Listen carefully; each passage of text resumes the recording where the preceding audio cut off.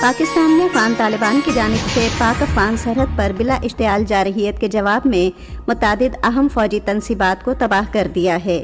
Security forces کے مطابق پاک فوج نے پاک افغان سرحد پر فیصلہ کن اور مؤثر جوابی حملے کیے اور افغان طالبان کے متعدد چوکیوں پر قبضہ کر لیا۔ پاک فوج نے پاک افغان سرحد پر افغان طالبان کو شکست دے دی اور متعدد افغان چوکیوں پر پاکستان کا قومی پرچم لہرا دیا۔ سیکیورٹی فورسز نے گرسال سیکٹر میں افغان طالبان کی چوکیوں کو تباہ کر دیا اور چترال سیکٹر کے قریب افغان طالبان بری کوٹ بیس کو کامیابی سے نشانہ بنایا اور اسے تباہ کر دیا، جبکہ کرم سیکٹر کے قریب بھی افغان طالبان کے متعدد ٹھکانوں کو تباہ کر دیا گیا ہے۔ پاک فضائیہ نے آپریشن غضب للحق کے تحت افغانستان میں فضائی حملے بھی کیے اور ننگرہار کے قریب ایک بڑا فوجی ڈپو تباہ کر دیا۔ پاکستانی مسلح افواج نے پاک افغان سرحد پر خرلاچی ٹرمینل کے مقام پر افغان طالبان کے متعدد چوکیوں کو بھی تباہ کر دیا ہے۔ مسلح افواج نے افغان طالبان کی فرنٹ لائن چوکیوں کو بھی ملیا میٹ کر دیا۔ پاک فوج نے کابل، قندھار اور پکتیا میں مؤثر فضائی حملوں میں افغان طالبان حکومت کی فوجی تنصیبات کو تباہ کر دیا ہے۔ سیکیورٹی ذرائع نے مزید کہا کہ پاک فضائیہ کے حالیہ فضائی حملوں کے دوران کابل میں 2 بریگیڈ ہیڈ کوارٹرز بھی تباہ کیے گئے ہیں۔ پاک فضائیہ کے ان فضائی حملوں میں قندھار میں اسلحے کا ایک ڈپو اور ایک لاجسٹکس بیس بھی تباہ کر دیا گیا ہے۔ افغانستان کے خلاف آپریشن غضب للحق میں 133 طالبان خوارج ہلاک جبکہ 200 سے زائد زخمی ہو گئے ہیں۔ ایک بیان میں وزیر اطلاعات عطا اللہ تارڑ نے کہا کہ افغان طالبان کی 27 چوکیاں تباہ جبکہ 9 پر قبضہ کر لیا گیا ہے۔ انہوں نے کہا کہ کابل، پکتیا اور قندھار کے فوجی ٹھکانوں پر حملوں میں مزید ہلاکتوں کی توقع ہے۔ انہوں نے کہا کہ طالبان کے 2 corps head quarter, 3 brigade head quarter, 2 گولہ بارود کے ذخیرے، 1 logistic base, 3 battalion head quarter, 2 sector head quarter اور 80 سے زائد توپیں اور بختر بند گاڑیاں بھی تباہ کر دی گئی ہیں۔ وزیر اطلاعات نے کہا کہ افغانستان میں پاکستان کی جوابی کارروائیاں جاری ہیں۔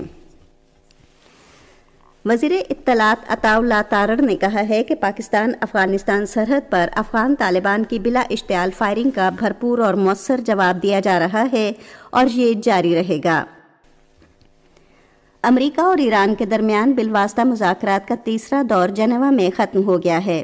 عمان کے وزیر خارجہ بدر بن حمد البوسیدی نے کہا کہ ایرانی اور امریکی حکام کے درمیان جنیوا میں جوہری مذاکرات میں نمایاں پیش رفت ہوئی ہے۔ ثالث کا کردار ادا کرنے والے عمانی وزیر خارجہ نے کہا کہ فریقین نے اپنی متعلقہ کوششوں سے مشاورت کے بعد مذاکرات پھر جلد شروع کرنے پر اتفاق کیا اور اس سلسلے میں تکنیکی سطح کی بات چیت اگلے ہفتے ویانا میں ہوگی۔ کرکٹ ICC T20 عالمی کرکٹ کپ میں آج کولمبو میں انگلینڈ کا مقابلہ نیوزی لینڈ سے ہوگا۔ میچ شام 6:30 بجے شروع ہوگا۔ رات چنئی میں کھیلے گئے ایک میچ میں بھارت نے زمبابوے کو 72 رن سے ہرا دیا۔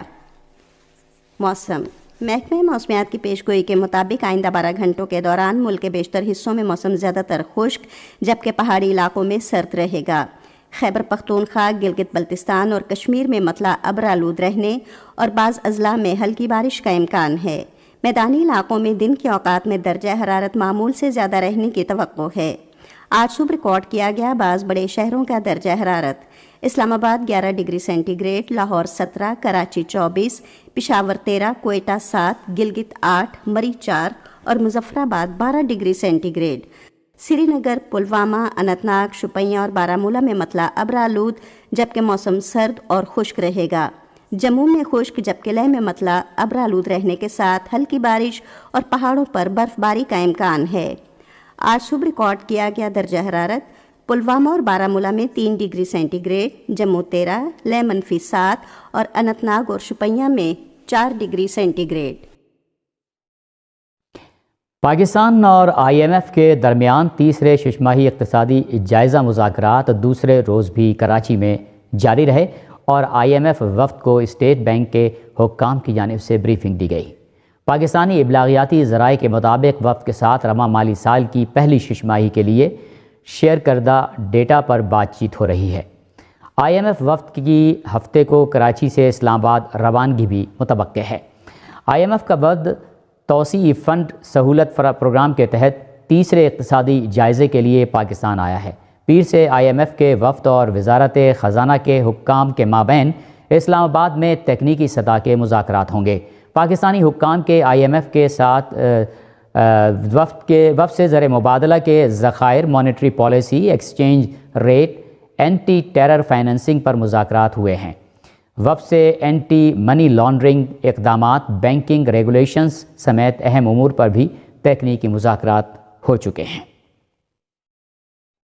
ایران کے صدر مسعود پزشکیان نے کہا ہے کہ ایران طویل عرصے سے دہشت گردی، تشدد اور بیرونی منفی پروپیگنڈے کا نشانہ بنا رہا ہے۔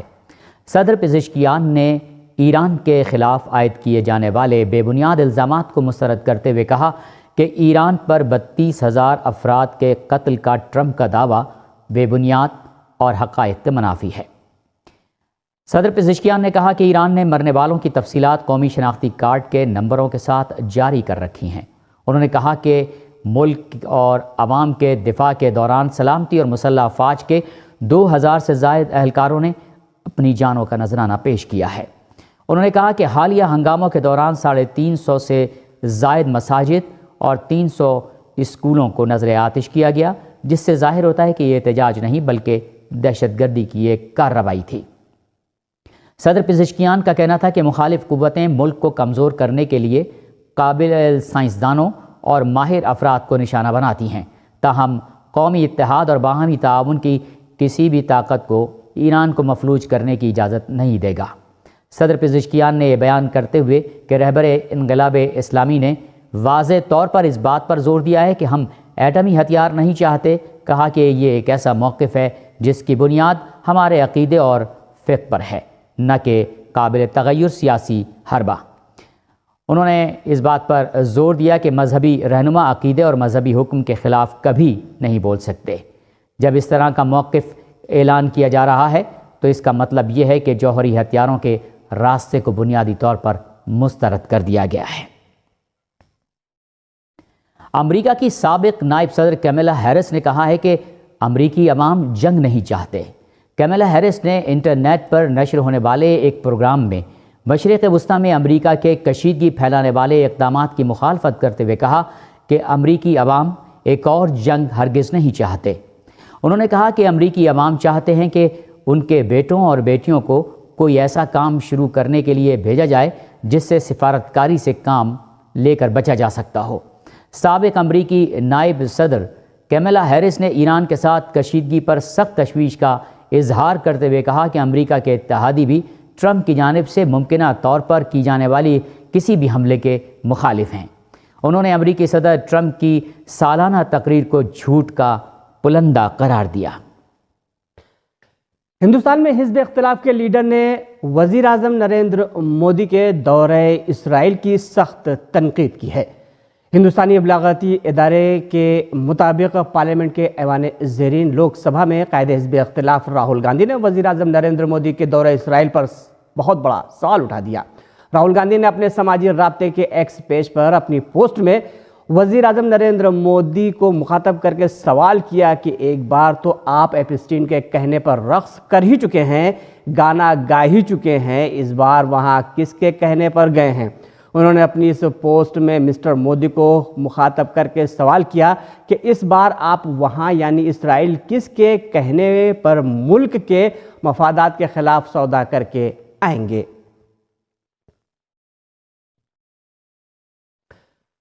پاکستان میں غیر قانونی طور پر مقیم افغان مہاجرین کے خلاف کارروائی جاری ہے۔ پاکستانی ابلاغیاتی ذرائع کے مطابق اسلام آباد، راولپنڈی، چکوال، مری، اٹک اور جہلم میں حساس مقامات، آبادیوں اور بازاروں میں افغان شہریوں کی اسکریننگ اور رہائشی ریکارڈ اور شناختی دستاویزات کی جانچ پڑتال کا سلسلہ جاری ہے۔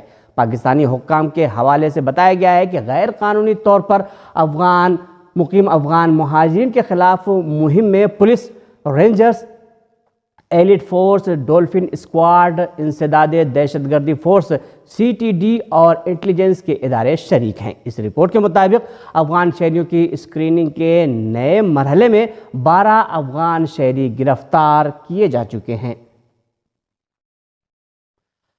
2025 کے دوران 65,000 سے زیادہ صہیونی آباد کاروں نے مسجد الاقصی پر حملہ کیا۔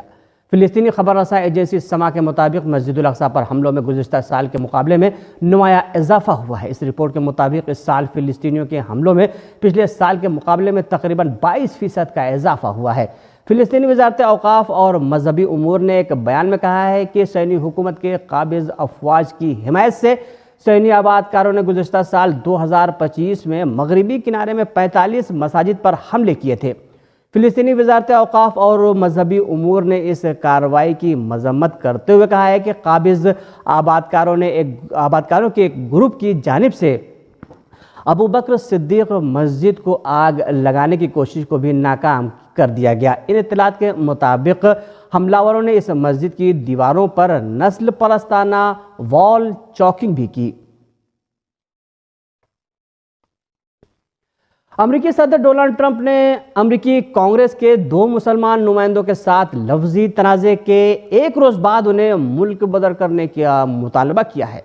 ٹرمپ نے social media network Truth پہ لکھا کہ راشدہ تلیب اور الہان عمر دونوں امریکی ایوان نمائندگان کے ڈیموکریٹک ارکان ہیں جو ذہنی مریض ہیں اور ان کی آنکھیں خون آلودہ ہیں اور انہیں کسی ذہنی ادارے میں ہونا چاہیے۔ ٹرمپ کا کہنا تھا کہ انہیں جلد از جلد وہیں واپس بھیجا جانا چاہیے جہاں سے وہ آئے تھے۔ الہان عمر صومالی نژاد ہیں اور وہ مینیسوٹا سے امریکی ایوان نمائندگان کی نمائندہ ہیں، جبکہ راشدہ تلیب فلسطینی نژاد ہیں اور وہ مشیگن سے امریکی ایوان نمائندگان کی نمائندہ ہیں۔ الہان عمر نے بدھ کو امریکی صدر ٹرمپ کے سالانہ خطاب کے دوران ان پر امریکیوں کو مارنے کا الزام عائد کرتے ہوئے کہا کہ تم قاتل ہو، تمہیں شرم آنی چاہیے، جبکہ راشدہ تلیب بھی ایسے ہی جملے دہراتے ہوئے احتجاج میں شامل ہو گئیں۔ ایوان کے اقلیتی رہنما حکیم جیفریز نے الہان عمر اور راشدہ تلیب کے خلاف ٹرمپ کے بیان کو شرمناک قرار دیتے ہوئے کہا کہ ان کے اس بیان سے ظاہر ہوتا ہے کہ صدر ٹرمپ اندر سے ٹوٹ پھوٹ کا شکار ہیں۔ کونسل آن امریکن اسلامک ریلیشن کے نائب صدر ایڈورڈ احمد مچل نے کہا ہے کہ یہ تجویز دینا نسل پرستانہ اور متعصبانہ ہے کہ 2 مسلمان امریکی قانون سازوں کو اس لیے ان ممالک میں بھیجا جانا چاہیے جہاں وہ پیدا ہوئے تھے کیونکہ انہوں نے امریکی امیگریشن اور کسٹمز انفارمیشن اہلکاروں کی طرف سے امریکیوں کو گولی مارنے کی تنقید کی تھی۔